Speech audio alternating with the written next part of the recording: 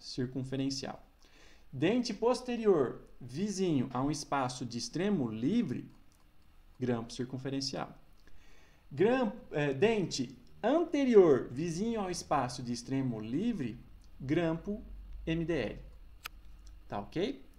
Se surgir alguma dúvida, se ficou confuso, deixa nos comentários, fique à vontade para me mandar depois mensagem via Instagram, tá?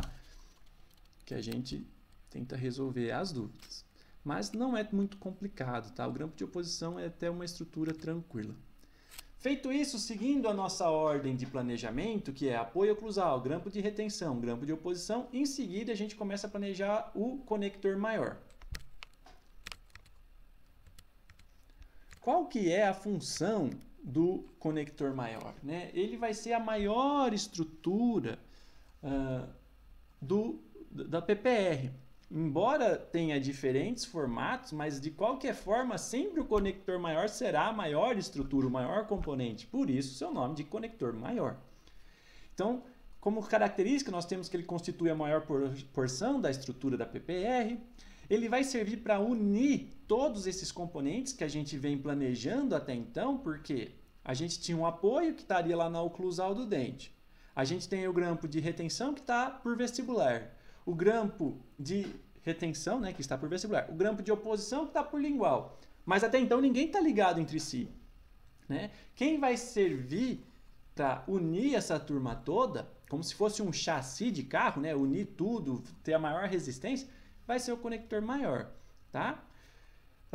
Como eu havia dito, né, ele é o chassi da PPR, que ele tem qual que é a função? Distribuir, unir os componentes e também distribuir as cargas dessa PPR, né? Não vai vir tudo num ponto só. Na hora que vem para um ponto, ele ajuda a distribuir para os outros dentes.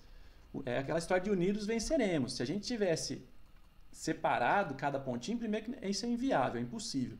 Mas eles sofreriam muito mais, porque a carga que esse componente, essa parte receberia, por não ter distribuição, ficaria toda alojada nela.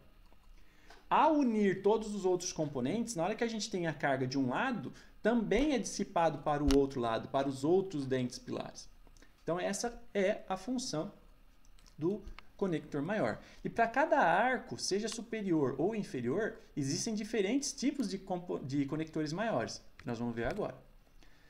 Começando para o arco superior, um dos tipos de conectores maiores é a barra anteroposterior, que é essa que está flutuando aí na tela.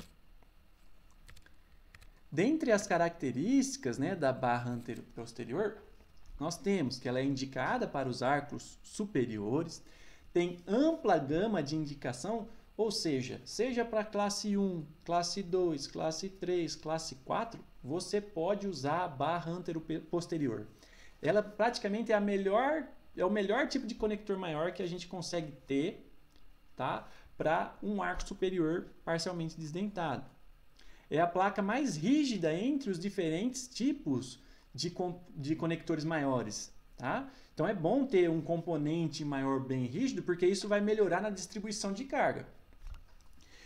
Ela tem como contraindicação casos onde no palato o paciente apresente toros, ok? Por quê? Se vocês olharem aqui, nós temos que ela é como se fosse um D, né? Ela sai lá da região posterior, estende passando, né, pela região ali onde seria o forame naso palatino, né? Perdão, forame incisivo. Aqui no forame incisivo. E volta formando um U e na região posterior ele fecha, o que forma um D, ok? Só que imagina se nessa região aqui, no palato, o paciente apresente algum torus. Você não vai pegar e colocar essa estrutura se assentando, né, assentando em cima do torus. E nem vai tentar, se for um torus pequeno, você pode até tentar contornar. Mas do contrário, não tem como pôr essa prótese, porque vai ficar machucando e vai ficar incomodando.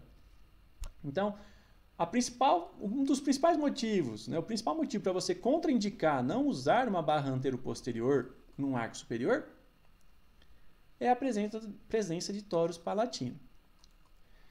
Ele tem secção no formato de meia cana também, como se fosse os grampos de retenção e de oposição, no entanto, numa dimensão bem maior, né? Ela não é só um pontinho, como é, por exemplo, um grampo de retenção, ele vai ser um pouco mais largo, tá?